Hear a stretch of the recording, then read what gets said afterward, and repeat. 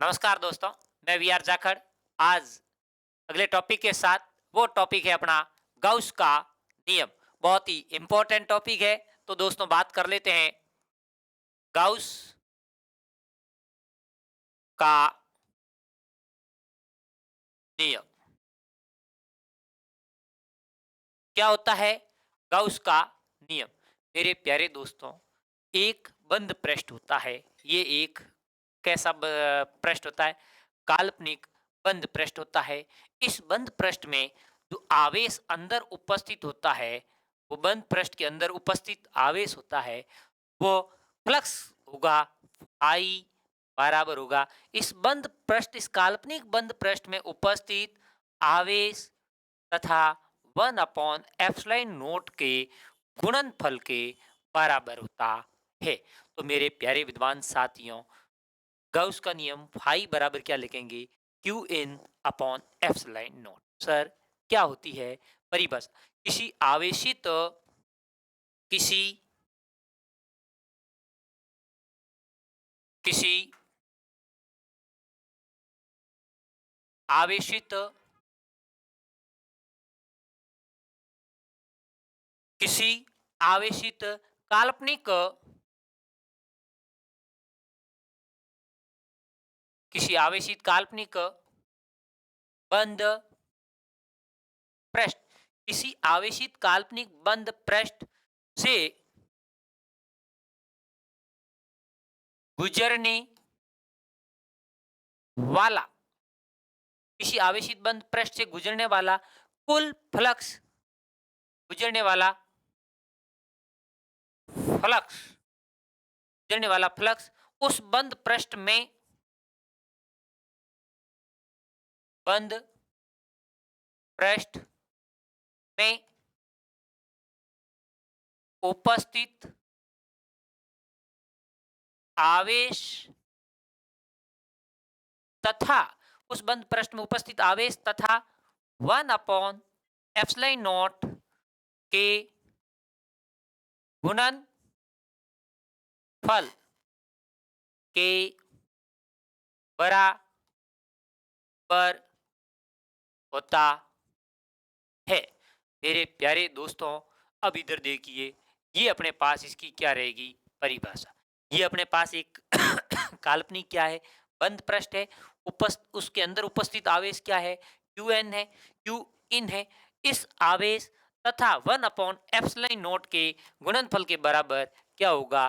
निर्गत फ्लक्स या कुल फ्लक्स होगा। अब मेरे प्यारे दोस्तों, यदि मेरे प्यारे विद्वान साथियों, बंद पृष्ठ मान लिया ये है, इसके अंदर आवेश इस प्रकार से हो जाए Q1, Q2, Q3, Q4, Q5, ये आवेश हो जाए, तो मेरे प्यारे दोस्तों, अपन कैसे करेंगे? तो यहाँ पे क्या करेंगे? यहाँ पे लिख देंगे कुल आवेश Q1 plus Q2 plus Q3 plus Q4 plus Q5, ये टोटल इसके अंदर उपस्थित आवेश है। इनका क्या करेंगे? बीजगणितीय योग करें। इस योग को अपन एक सिग्मा के तहत लिख सकते हैं। सिग्मा क्या लिख सकते हैं? क्यू लिख सकते हैं। तो मेरे प्यारे दोस्तों, ये सिग्मा क्यू क्या है? इस बंद पृष्ठ में उपस्थित कुल आवेश है। तब मेरे प्यारे दोस्तों, यहाँ पे मैं बिल्कुल ये भी लिख सकता हूँ। यहाँ पे क्या लगा सकता हूँ? सिग्मा। सिग्मा का अर्थ क्या हुआ? इस बंद पृष्ठ में टोटल जो उपस्थित आवेश है, उसका 1/एप्सिलॉन नोट के क्या होगा? गुणनफल के बराबर होगा। मुझे उम्मीद है कि गाउस की परिभाषा आपको समझ में आई है। अब मेरे प्यारे विद्वान साथियों, अगली बात करते हैं। अपने पास यहाँ पे फाई बराबर क्या लिखा था? Sigma Q in upon epsilon note. अब देखना, क्योंकि के बराबर हम जानते हैं क्या होता है? 1/4 पाई एप्सिलॉन नोट होता है। इसको समीकरण संख्या क्या दे दें? एक दे दें। अब मेरे प्यारे दोस्तों, पूरा ध्यान से देखना। इस 4 पाई को क्रॉस मल्टीप्लाई करते हैं कि यहाँ क्या लिख सकते हैं? 4 पाई बराबर इधर क्या आया? 1/एप्सिलॉन नोट। इसको लिख देते हैं समीकरण संख्या। किसी को कोई प्रॉब्लम नहीं। अब बात करेंगे समीकरण 2 का मान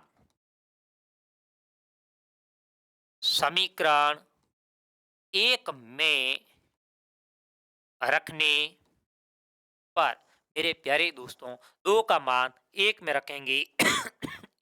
इधर देखिए, यहाँ पे बिल्कुल कह सकता हूं, ये इसकी जगह वन अपॉन एप्सिलॉन नॉट की जगह क्या रख सकता हूं, वन अपॉन एप्सिलॉन नॉट की जगह 4 पाई ए रख सकता हूं। तो मेरे दोस्तों, यहाँ पे मेरे पास क्या रहा, यहाँ से सॉरी, यहाँ से देखना, इसकी जगह ये क्या रख सकता हूँ, वन अपॉन एप्सिलॉन नॉट है ये समीकरण, इसकी जगह मैं क्या रख सकता हूँ, वन अपॉन एफ 4 पाई के रख सकता हूँ।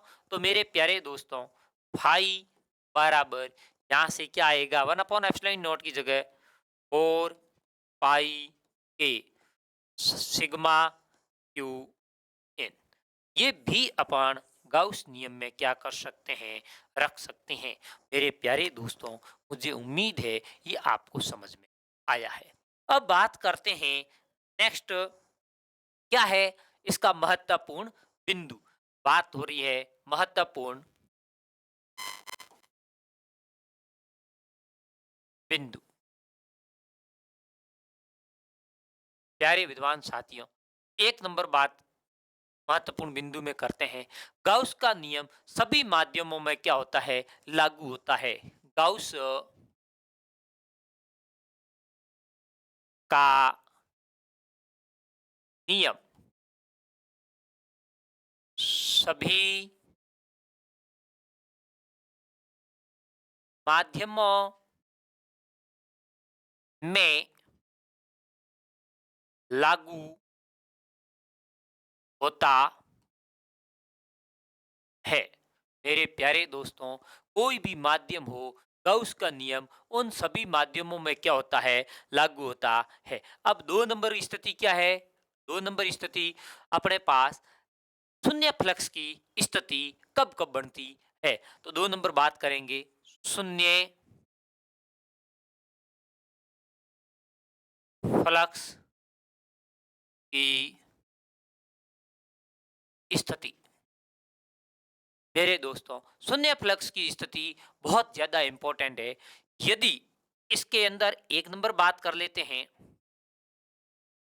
यदि बंद पृष्ठ में, यदि बंद पृष्ठ में धन आवेश तथा ऋण आवेश की मात्रा समान हो तो फ्लक्स शून्य होगा। प्यारे दोस्तों, यदि बंद पृष्ठ में धनावेश और ऋणावेश की मात्राएं आपस में क्या हो जाए, बराबर हो जाए, तो अपने पास फ्लक्स क्या होगा, जीरो होगा। तो फ्लक्स क्या होगा, जीरो होगा। अब इधर देखिए, उदाहरण के तौर पर यहाँ पे ये लिख सकता हूं, ये कोई बंद पृष्ठ है, इसके अंदर यहाँ पे प्लस का आवेश है, यहाँ पे माइनस का 2q आवेश है, यहाँ पे प्लस का q आवेश है।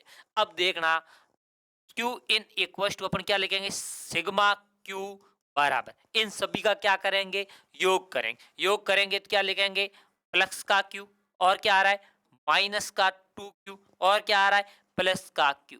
अब टोटल सिग्मा बराबर क्या लिखेंगे, क्यू बराबर टोटल कितना हो गया, तो अपने पास 2q माइनस 2q बराबर क्या हो गया, जीरो। आवेश क्या हो गया इस बंद पृष्ठ में, शून्य। तो अभी क्या लिखा, बंद पृष्ठ में धन आवेश तथा ऋण आवेश की मात्रा क्या हो, समान हो। अब धन और ऋण की मात्रा क्या होगी, समान है, तो फ्लक्स क्या होगा, शून्य होगा। तो फ्लक्स क्या होगा, जीरो होगा। क्यों होगा, फाई बराबर क्या लिखते हैं, sigma Q in upon epsilon not. यहाँ पे सिग्मा क्यू का मान कितना है, यहाँ सिग्मा क्यू का मान दोस्तों जीरो है, तो फाई बराबर क्या लिखेंगे, जीरो अपॉन एप्सिलॉन नॉट बराबर क्या होगा, 0 होगा। मुझे उम्मीद है ये आपको स्थिति समझ में आई है। अब अगली बात अपने पास ये भी हो सकती है, यदि आवेश, ये 2 नंबर स्थिति अपन बात कर लेते हैं। यदि बंद पृष्ठ आवेश को परिबद्ध नहीं करता है तो फ्लक्स शून्य होगा। इसका अर्थ मेरे प्यारे विद्वान साथियों ये है कि ये अपने पास एक बंद पृष्ठ है। यदि इस बंद पृष्ठ में आवेश उपस्थित नहीं है, आवेश कहाँ उपस्थित है, बंद पृष्ठ के बाहर है, यानी बंद पृष्ठ आवेश को परिबद्ध नहीं कर रहा है। बंद पृष्ठ आवेश को क्या नहीं कर रहा है, परिबद्ध नहीं कर रहा है। तो मेरे प्यारे दोस्तों, इस बंद पृष्ठ में आवेश उपस्थित है तो ही गाउस का नियम लागू होगा। या बंद पृष्ठ में आवेश है ही नहीं, तो बंद पृष्ठ के अंदर आवेश क्या है, 0 है। तो मेरे पास फाई बराबर क्या होगा, आप देखना यहां पे क्या लिखेंगे, सिग्मा क्यू इन कितना है, 0 है। क्यों है, क्यों बंद पृष्ठ में नहीं है, बंद पृष्ठ के आवेश क्या है, बाहर स्थित है। तो अपने पास यहाँ पे फ्लक्स फाई बराबर क्या लिख सकते हैं, 0 होगा। अब मेरे प्यारे दोस्तों, मुझे उम्मीद है ये भी समझ में आया होगा। अगली बात ये कोई पूछ ले, 3 नंबर स्थिति ये भी होती है।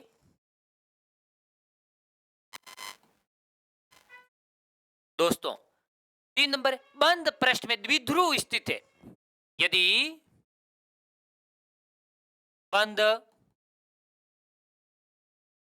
पृष्ठ में द्विध्रुव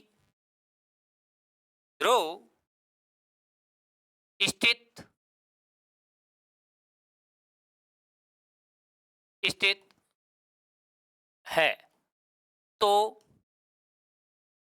फ्लक्स शून्य होगा। इधर देखिए, ये अपने पास कैसा पृष्ठ है, बंद पृष्ठ है। इसके अंदर एक द्विध्रुव स्थित है। द्विध्रुव क्या, फ्लक्स का क्यू आवेश और माइनस के क्यू आवेश का एक क्या कर दे, जोड़ा अल्प दूरी 2a पर स्थित हो। तो मेरे प्यारे दोस्तों, अब इसके अंदर बद्ध परिपथ में आवेश कितना है, हम कहेंगे आवेश सर माइनस प्लस का क्यू है और क्या है, माइनस का क्यू है। ये आपस में सर क्या हो जाएगा, कैंसिल होगा। तो मेरे प्यारे दोस्तों, आप मुझे बताएं, अब इसके अंदर क्या आवेश हो गया, सर आवेश तो क्या हो गया, 0 हो गया। आवेश 0 होगा तो अपन क्या कहेंगे, फ्लक्स फाई बराबर sigma Q in upon epsilon naught. Phi बराबर क्या हो गया, 0 बट्टे एप्सिलॉन नोट। फाई बराबर क्या हो गया, 0। अब बात आती है, सर दूरी आ रही है। तो मेरे प्यारे दोस्तों, बंद पृष्ठ, ये गाउस का नियम यहाँ पे दूरी पर निर्भर नहीं कर रहा है, यहाँ पे दूरी से कोई रिलेशन नहीं है, इसलिए आवेश से है। तो अपने पास यहाँ पे क्या होगा, फ्लक्स, निर्गत फ्लक्स क्या होगा, 0 होगा। ये मेरे को उम्मीद ही नहीं, पूरा भरोसा है यहाँ तक आपको समझ में आया है। अब मेरे प्यारे दोस्तों, अगली बात क्या है उसके बारे में अब अपन बात करते हैं। गाउस का नियम बंद पृष्ठ के आकार तथा आकृति पर निर्भर करता है या नहीं करता है। तो अपन कहेंगे अगला पॉइंट, गाउस का नियम बंद पृष्ठ के आकार तथा आकृति पर निर्भर नहीं करता है।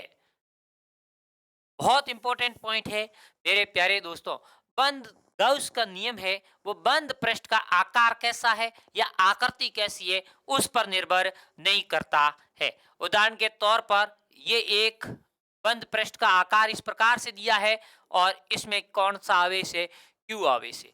या बंद पृष्ठ का आकार अपने पास इस प्रकार से बेलनाकार रूप में दिया गया है, तो इसके अंदर भी अपन ने क्या दिया, कौन सा आवेश है, क्यू आवेश है।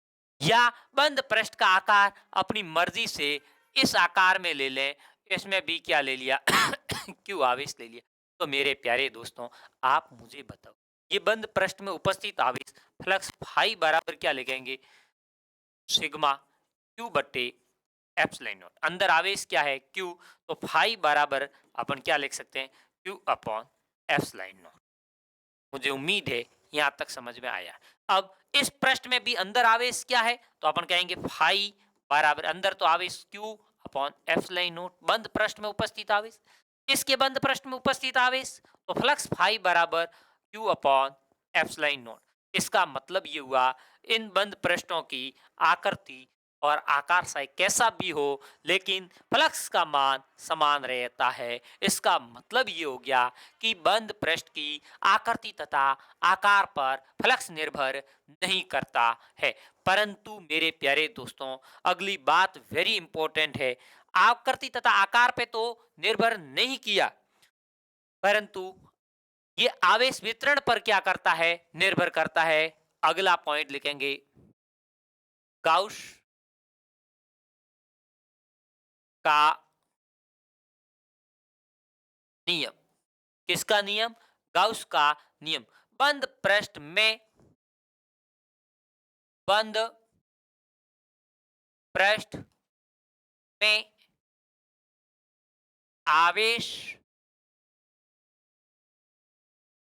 वितरण पर, बंद पृष्ठ में आवेश वितरण तथा आवेश वितरण पर तथा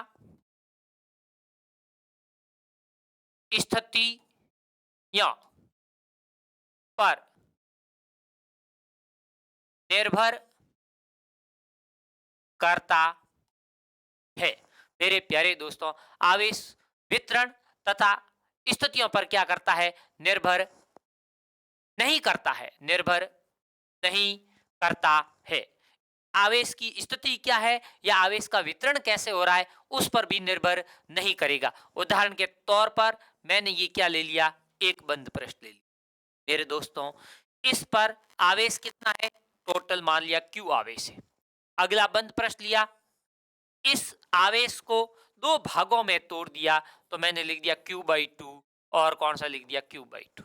अगली स्थिति मैंने ये ले ली, इसमें आवेश का वितरण Q by fourth, Q by fourth, Q by fourth, Q by fourth. अब मेरे प्यारे दोस्तों, अब देखते हैं क्या इसकी स्थिति या इस पर वितरण पर निर्भर करा या नहीं करा। यहाँ पे आई बराबर क्या होगा, क्यू अपॉन एप्सिलॉन नॉट होगा। बंद पृष्ठ के अंदर आवेश क्या है, क्यू है, तो अपन ने क्यू लिखा। यहाँ पे क्या लिखेंगे, क्यू सिग्मा बराबर कितना है, Q by two plus Q by two. इन दोनों का योग किया तो अपने पास सिग्मा बराबर कितना आ गया, क्यू आ गया। तो मेरे प्यारे दोस्तों, यहाँ पे इधर देखिए, तो मैं क्या लिख सकता हूँ, फाई बराबर क्यू अपॉन एप्सिलॉन नॉट। मुझे उम्मीद है ये भी समझ में आया। अगली बात इसमें करेंगे, आप मुझे बताएं यहाँ पे मैं क्या लिख दूं, यहाँ पे सिग्मा क्यू बराबर टोटल अंदर आवेश क्या, Q by fourth, Q by fourth, Q by fourth, Q by fourth plus Q by fourth plus Q by fourth plus Q by fourth. Sigma Q बराबर एलसीएम कितना ले लेंगे, fourth, Q plus Q plus Q plus Q. Sigma Q बराबर कितना, fourth Q बटे fourth, fourth से four cancel, क्या आया, क्यू। तो मेरे प्यारे विद्वान साथियों, आप मुझे बताएं यहाँ पे मैं क्या लिख सकता हूँ, हाई बराबर यहाँ अंदर आवेश क्या है, क्यू अपॉन एप्सिलॉन नॉट। यहाँ पे भी Q upon epsilon, Q upon epsilon not, Q upon epsilon not. इसका मतलब ये हुआ कि गाउस का नियम बंद पृष्ठ के आकार तथा आकृति पर निर्भर नहीं करता है। अब मेरे प्यारे दोस्तों, अगली बात करेंगे गाउस का नियम आवेश की मात्रा तथा परिमाण पर निर्भर करता है। अगली बात करेंगे गाउस का नियम। किसका नियम? गाउस का नियम। बंद पृष्ठ, बंद पृष्ठ में, गाउस का नियम बंद पृष्ठ में आवेश की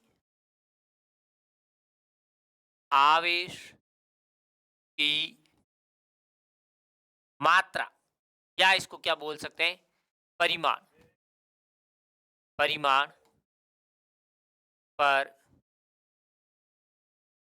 निर्भर करता है। मेरे प्यारे दोस्तों, गाउस का नियम होता है बंद पृष्ठ में आवेश की मात्रा क्या है या इसका परिमाण क्या है, इस पर क्या करता है, निर्भर करता है। किस अकॉर्डिंग से मेरे प्यारे दोस्तों निर्भर करेगा? तो मेरे प्यारे विद्वान साथियों, अपन कह सकते हैं ये बंद पृष्ठ है, इसमें यदि क्यू आवेश मैंने वितरित किया और अगली बार मैंने क्या किया, 2q आवेश को वितरित कर दिया, अगली मैंने बार क्या किया, 3q आवेश का वितरण कर दिया, तो मेरे प्यारे दोस्तों बार बार आवेश की मात्रा तथा परिमाण, आवेश की मात्रा को मैंने क्या किया, क्वांटिटी को चेंज किया, तो इस पे निर्भर कर रहा है। कैसे? फाई बराबर यहाँ क्या लिखेंगे, q अपॉन एप्सिलॉन नॉट। इसमें क्या आ गया, फाई बराबर 2q अपॉन एप्सिलॉन नॉट। बंद पृष्ठ में आवेश क्या, 2q, यहाँ बंद पृष्ठ में आवेश क्या, 3q, तो फाई बराबर 3q अपॉन एप्सिलॉन नॉट। तो मेरे प्यारे दोस्तों, तीनों स्थितियों में फ्लक्स की मात्रा मान अलग अलग आ रहा है, तब अपन कहते हैं इसके परिमाण या मात्रा पर क्या करेगा, फ्लक्स निर्भर करेगा। तो मेरे प्यारे विद्वान साथियों, अगली बात अपन करते हैं, अगला पॉइंट लिखते हैं, यदि आवेश परिबद्ध नहीं है, यदि, अगला नियम है इसमें गाउस में पॉइंट, यदि आवेश परिबद्ध नहीं है, तो दोस्तों यदि आवेश क्या है, परिबद्ध नहीं है, तो आवेश को घेरते हुए क्या करना है, आवेश को घेरते हुए बंद पृष्ठ की कल्पना, आवेश को घेरते हुए बंद पृष्ठ की क्या करनी, कल्पना करनी, कल्पना करनी चाहिए। क्या करनी चाहिए, कल्पना, तथा पृष्ठ सम्मित होना चाहिए, तथा पृष्ठ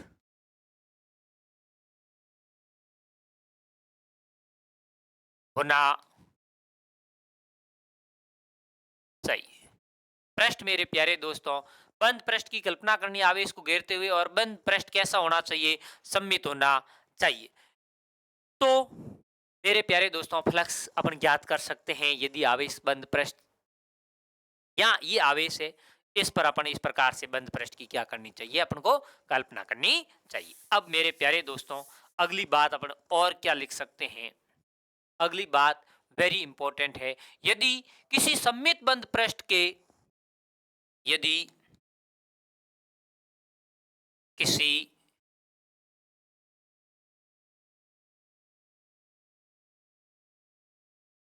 सममित बंद पृष्ठ के केंद्र पर, कहां पे बोला है, केंद्र, सम्मित बंद पृष्ठ के केंद्र पर, केंद्र पर कौन सा है, केंद्र पर क्यू आवेश, क्यू आवेश उपस्थित, क्या बोला, केंद्र पर क्यू आवेश उपस्थित है, तथा पृष्ठ में, तथा पृष्ठ में एन फलक, तथा पृष्ठ में एन फलक है, तो गुजरने वाला फ्लक्स। तो गुजरने वाला फ्लक्स, मेरे प्यारे दोस्तों, बहुत इंपॉर्टेंट पॉइंट है यहाँ। गुजरने वाला फ्लक्स आई टोटल बराबर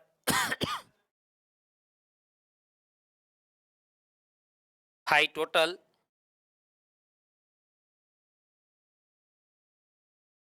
Q upon epsilon naught. I total क्या होगा? Q upon epsilon naught होगा। परंतु फाई फलक, मेरे प्यारे दोस्तों, Q upon n epsilon naught होगा। यहाँ फलकों की संख्या कितनी है? या यदि लिख रखा है एन फलक हो तो एन का भाग दो फलक होती, तो दोस्तों दो का भाग तीन होती, तीन का सात होती, सात का जितनी फलक है उसका अपन क्या करेंगे? भाग दे देंगे। तो मेरे प्यारे दोस्तों, मुझे उम्मीद है कि गाउस के नियम में इतने पॉइंट आपको समझ में आए हैं। अब बात करते हैं गाउस के नियम के अनुप्रयोग की। नेक्स्ट बात अपन कर लेते हैं गाउस के नियम के अनुप्रयोग की। दोस्तों, इंपॉर्टेंट है गाउस के नियम के अनुप्रयोग। इस बात में विशेष ध्यान रखिए, अपन अनुप्रयोग ज्ञात करने से पूर्व कुछ गाउस के नियमों में और बात करेंगे कथनों में। गाउस के नियम के अनुप्रयोग। गाउस के नियम के अनुप्रयोग। प्यारे विद्वान साथियों, अनुप्रयोग ज्ञात करने से पूर्व ये बातें याद रखना बहुत ही आवश्यक है। एक नंबर बात करते हैं, एक नंबर बात करते हैं गाउस की नियम की सहायता से। गाउस की गाउस के गाउस के नियम की सहायता से विद्युत क्षेत्र की तीव्रता ज्ञात की जाती है। दोस्तों, गाउस के नियम से, गाउस के नियम की सहायता से इसकी तीव्रता, विद्युत क्षेत्र की तीव्रता हम ज्ञात कर सकते हैं। अब अगला पॉइंट है, दो नंबर पॉइंट क्या लगेंगे? आवेश को घेरते हुए। ये बात हमने पहले भी लिखी थी कि आवेश को घेरते हुए अपन क्या करेंगे? बंद पृष्ठ की कल्पना करते हैं। आवेश को घेरते हुए बंद पृष्ठ की कल्पना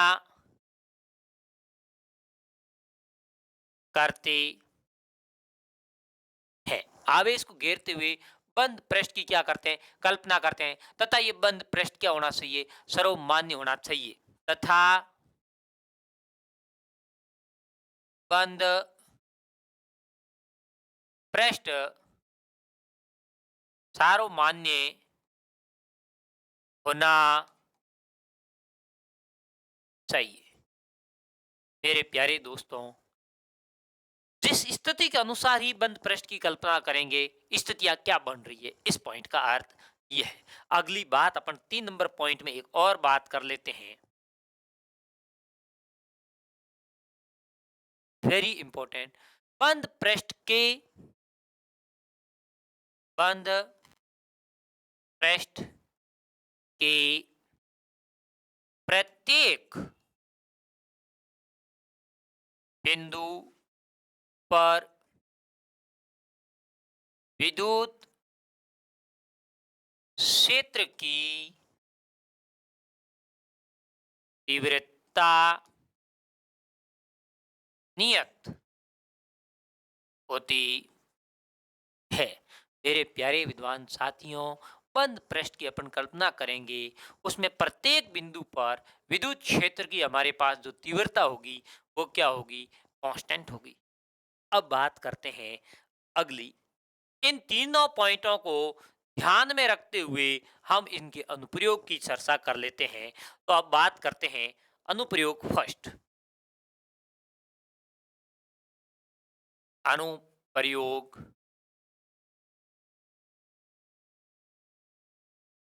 फर्स्ट,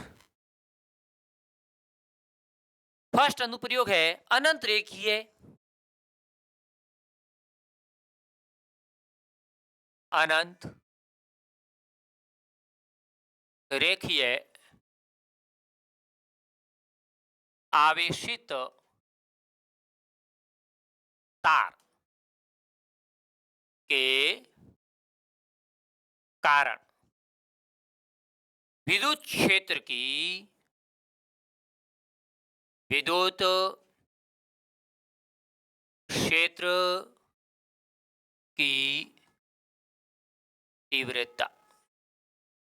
मेरे प्यारे दोस्तों, अनंत रेखीय तार के कारण हम क्या ज्ञात करेंगे, विद्युत क्षेत्र की तीव्रता ज्ञात करेंगे। दोस्तों ये बोर्ड के व्यू से इंपॉर्टेंट है और कंपटीशन के लिए भी इससे प्रश्न आंकिक आएगा, वो भी हमारे पास क्या है, इंपॉर्टेंट है।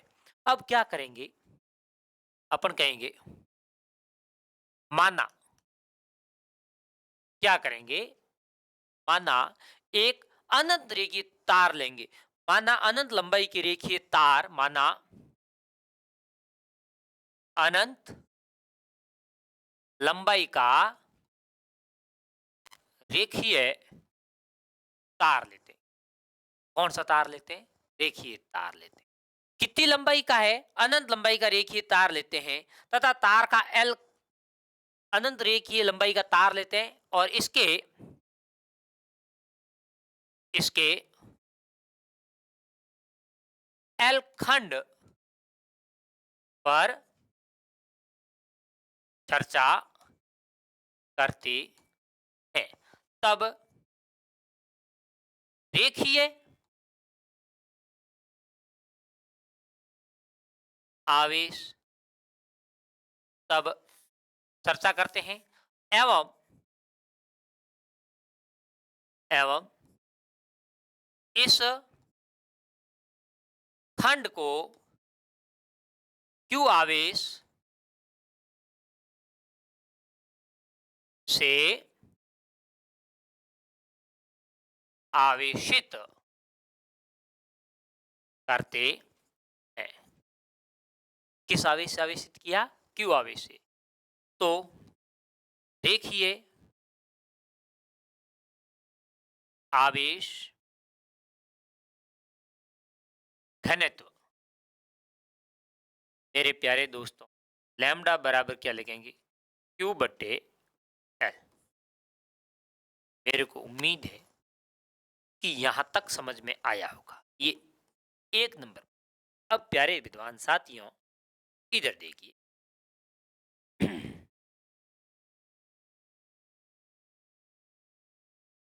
अपन डायग्राम बनाने का प्रयास करते हैं। तो डायग्राम बनाएंगे तब हमें क्या चाहिए, एक तो तीव्रता की दिशा सही है, विद्युत क्षेत्र की जो तीव्रता आएगी उसकी दिशा क्या होगी। नंबर एक, तीव्रता की दिशा।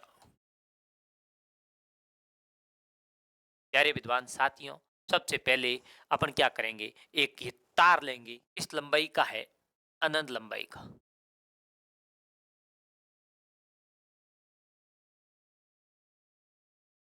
और इससे इसका ये एल खंड है, एल खंड के मध्य बिंदु से, ये इसका मध्य बिंदु है, मध्य बिंदु से आर दूरी पर बिंदु पी पर विद्युत क्षेत्र की क्या ज्ञात करनी, हमें तीव्रता ज्ञात करनी है बिंदु पी पर। तो मेरे प्यारे दोस्तों, इस तार को किस आवेश से आवेशित किया गया है, क्यू आवेश से एक समान रूप से क्या किया गया है, आवेशित किया।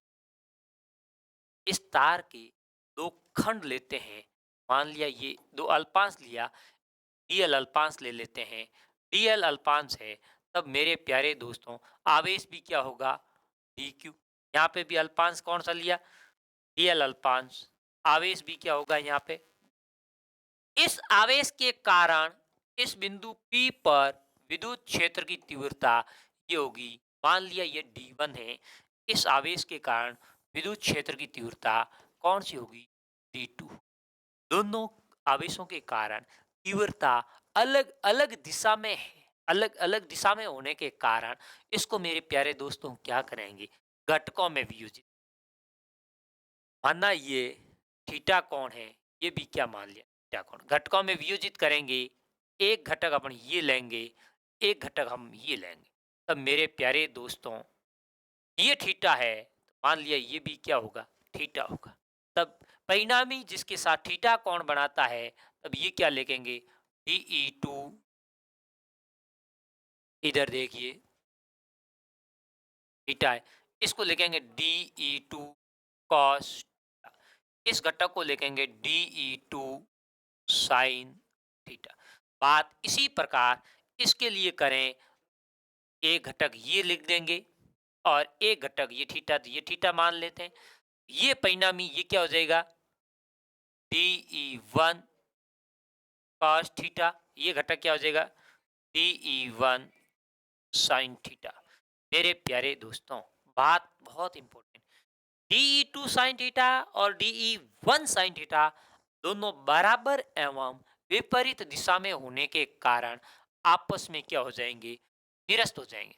दोनों बराबर एवं विपरीत दिशा में होने के कारण निरस्त हो जाएंगे, तथा DE1 cos थीटा और DE2 cos थीटा दोनों एक ही दिशा में होने के कारण आपस में जुड़ जाएंगे, दोनों एक ही दिशा में होने के कारण आपस में जुड़ जाएंगे।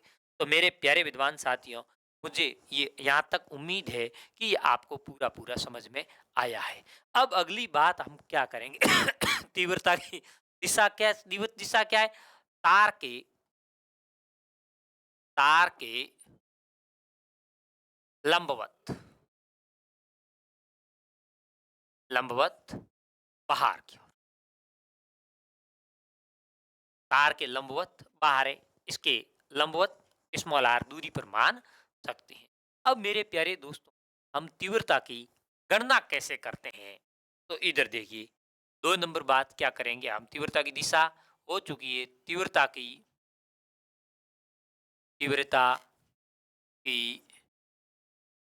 गणना, सभी का ध्यान बोर्ड की तरफ होना चाहिए। तीव्रता की गणना के लिए हम क्या करेंगे, ये हमारे पास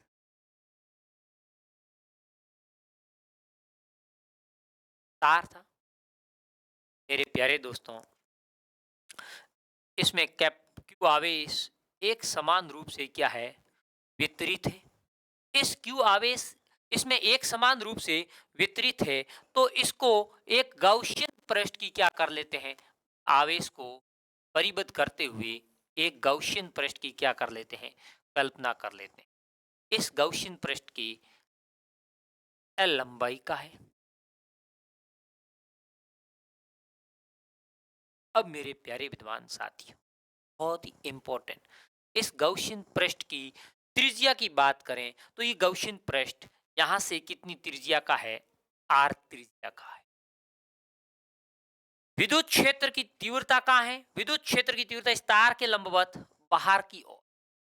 तो 1 नंबर पृष्ठ ये बात कर लेते हैं, ये 2 नंबर पृष्ठ के लिए, और ये जो दिखाई दे रहा है इस 3 नंबर पृष्ठ के लिए बात कर लेते हैं।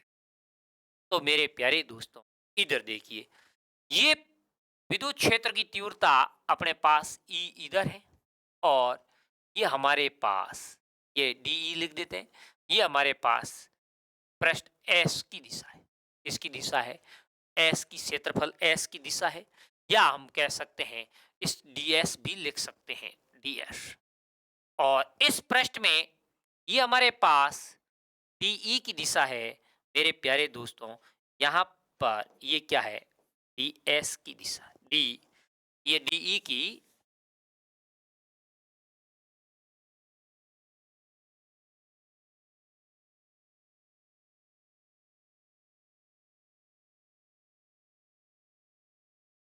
अब इधर देखिए, इस पृष्ठ के लिए मेरे प्यारे दोस्तों ये कौन है, डीई है, और ये कौन है, डीएस। अब तीनों के लिए हम बंद पृष्ठ की तीव्रता की गणना कर सॉरी तीव्रता की गणना करने के लिए ये पूरा पूरा पृष्ठ डायग्राम हमें पता है, आपको समझ में आया होगा। अब हम क्या करेंगे, फ्लक्स के लिए बात करेंगे। फाई बराबर बंद integral E vector dot D S vector. मेरे को उम्मीद है यहां से डॉट हटाएंगे, फाई बराबर बंद इंटीग्रल ई डी एस डॉट हटाएंगे, कॉस थीटा आएगा। मेरे प्यारे दोस्तों यहाँ पे फर्स्ट, सेकंड और थर्ड तीनों पृष्ठों के कारण बात करेंगे, तो फाई बराबर हम क्या लिख लेंगे, बंद integral S one E D S cos theta plus बंद integral S two E D S cos theta plus बंद इंटीग्रल हमारे पास क्या आएगा, यहाँ लिख देते हैं इसको,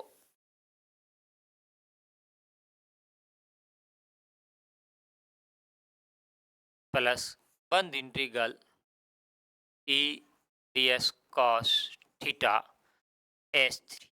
अब मेरे प्यारे दोस्तों सभी ध्यान से देख, फर्स्ट के लिए बात कर रहे हैं, डी एस और डी के मध्य का एंगल कितना है, 90 डिग्री। कितना एंगल है, 90, तो थीटा बराबर कितना हो गया, 90 डिग्री। एस टू में भी थीटा का मान कितना है, 90 डिग्री। थीटा का मान कितना हुआ, 90 डिग्री।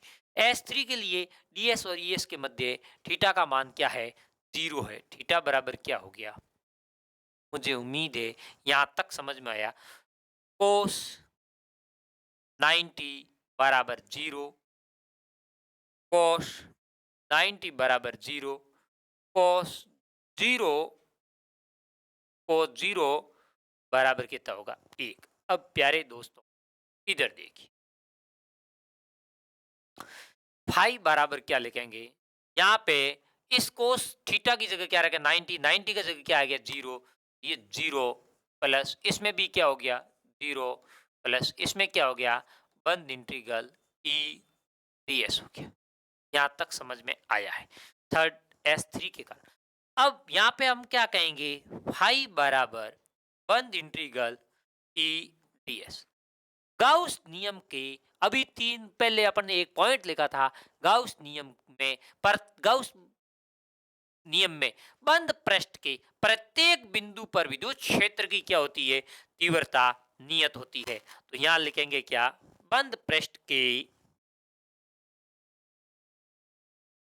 बंद पृष्ठ के भीतर प्रत्येक स्थान पर विद्युत क्षेत्र की तीव्रता नियत होती है। तो मेरे प्यारे दोस्तों फाई बराबर नियत होने के कारण विद्युत क्षेत्र की तीव्रता बाहर आ जाएगी, ds। अब ये अपने पास देखिए जरा, हमारे पास ये जो बन रहा है बेलन है, बेलन का वक्र पृष्ठीय क्षेत्रफल है। तो मेरे प्यारे दोस्तों ds यहाँ पे हम क्या लिख सकते हैं, पुनः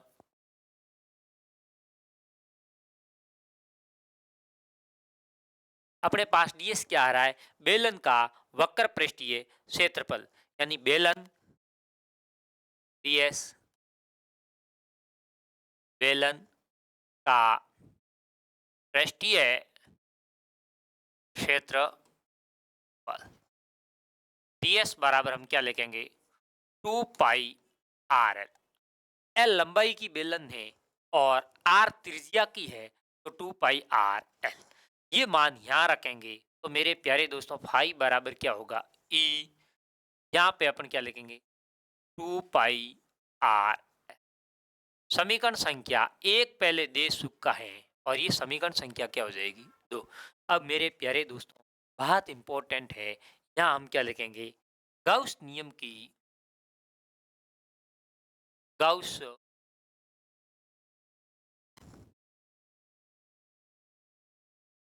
नियम की परिभाषा से, गाउस नियम की अभी परिभाषा पढ़ी, फाई बराबर वन इंटीग्रल फाई बराबर क्यू अपॉन एप्सिलॉन नॉट, समीकरण संख्या 3। मेरे प्यारे दोस्तों, यहां से क्या लिख सकते हैं, समीकरण 2 बराबर समीकरण 3, यानी ये 2 और ये 3 आपस में क्या हो गई, बराबर हो गई। तो मेरे प्यारे दोस्तों, आपस में बराबर होने से आप जरा देखिए यहाँ पे मैं क्या लिख सकता हूँ, समीकरण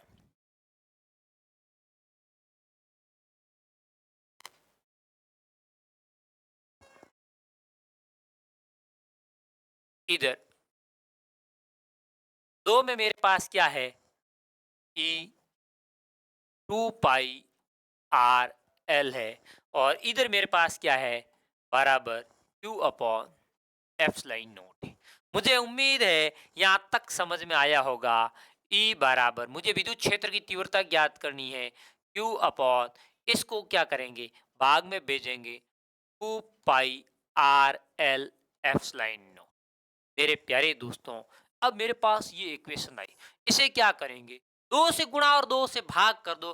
क्यों कर रहे हैं, क्योंकि मुझे 2 पाई की जगह 4 पाई एप्सिलॉन नॉट बनाना, के बनाना, इसलिए कर रहे हैं, नहीं तो आप नहीं कर रहे हो तो कोई फर्क नहीं पड़ेगा। 2 से गुना व भाग करने पर ई बराबर 2 Q upon 2 into 2 pi R L epsilon naught, E बराबर 2 Q upon 4 pi epsilon naught R L. अब मेरे प्यारे दोस्तों, समीकरण 1 से, समीकरण 1 से अपने समीकरण 1 में क्या था, हमारे समीकरण 1 में था Q बटे L। अब अपन ने यहाँ पे इसके अंदर Q ये रख दिया है। सपोज अपन स्मॉल q को कैपिटल Q ऐसो की स्मॉल q बराबर क्या रख दें, कैपिटल Q। तो मेरे प्यारे दोस्तों क्या आता है, लैम्डा। तो ये रहा हमारे पास, ये रहा, इसको ऐसे भी लिख सकते हैं, ये रहा हमारे पास, लैम्डा रख सकते हैं। ई बराबर हमारे पास क्या गया, 2 lambda upon 4 pi epsilon naught r. अब मेरे दोस्तों आप जरा ध्यान से देखना, क्योंकि 1/4 पाई एप्सिलॉन नॉट बराबर क्या लिख सकते हैं, कि यहाँ पे लिखेंगे ई बराबर 2 के लैम्डा अपॉन आर। अब इधर देखिए, यहाँ से ये, यहाँ से इसको क्या रख सकते हैं, के, यहाँ से के रख दिया।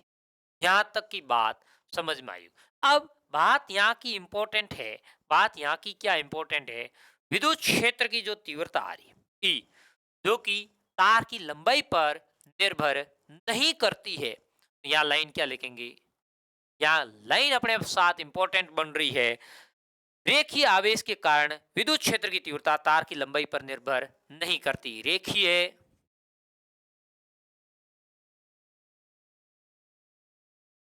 आवेश के कारण विद्युत क्षेत्र की तीव्रता तार की लंबाई पर निर्भर नहीं करती है। मेरे प्यारे दोस्तों, ये इसकी लंबाई पर निर्भर नहीं करती। अगली बात क्या आई, विद्युत क्षेत्र की तीव्रता दूरी के वर्ग के, दूरी के व्युत्क्रमानुपाती होती है। तार से जो जितनी दूरी है उसकी क्या रहती है, व्युत्क्रमानुपाती रहती है। रेखीय आवेश कारण तीव्रता दूरी के क्या रहती है, व्युत्क्रमानुपाती। रेखीय आवेश के कारण तीव्रता दूरी के व्युत्क्रमानुपाती होती है। इसका मतलब ये हुआ मेरे प्यारे दोस्तों, ये हमारे पास अपन कहते हैं रेखीय आवेश के कारण विद्युत क्षेत्र की ये क्या है, तीव्रता है। इधर हमारे पास विद्युत क्षेत्र की तीव्रता है, ये हमारे पास दूरी r है, इसके ये क्या रहता है, व्युत्क्रमानुपाती रहता है। ये ग्राफ आएगा, क्यों आया व्युत्क्रमानुपाती, हम जानते हैं E बराबर अभी आया 2a लैम्डा अपॉन r। ये r और E आपस में क्या है, व्युत्क्रमानुपाती। इसका मतलब क्या है, रेखीय आवेश के क्या रहेगी, समानुपाती रहेगी। तो मेरे प्यारे दोस्तों अगला पॉइंट हम ये लिख सकते हैं, बिल्कुल सर लिख सकते हैं, रेखीय आवेश के कारण तीव्रता आवेश घनत्व के क्या रहती है, समानुपाती। रेखीय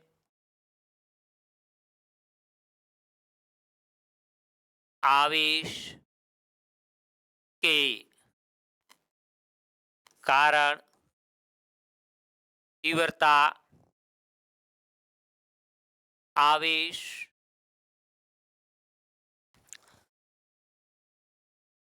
घनत्व के समानुपाती होती है। मेरे प्यारे दोस्तों, ये हमारे पास डायग्राम बनाते हैं, इसका रिलेशनशिप कैसे निकालते हैं। तो मेरे प्यारे दोस्तों, ये रेखीय आवेश घनत्व, ये विद्युत क्षेत्र की इधर तीव्रता है, तो ये आपस में क्या रहती है, समानुपाती होती। क्यों, क्योंकि लैम्डा और ई आपस में समानुपाती, ई और आर आपस में क्या है, व्युत्क्रमानुपाती।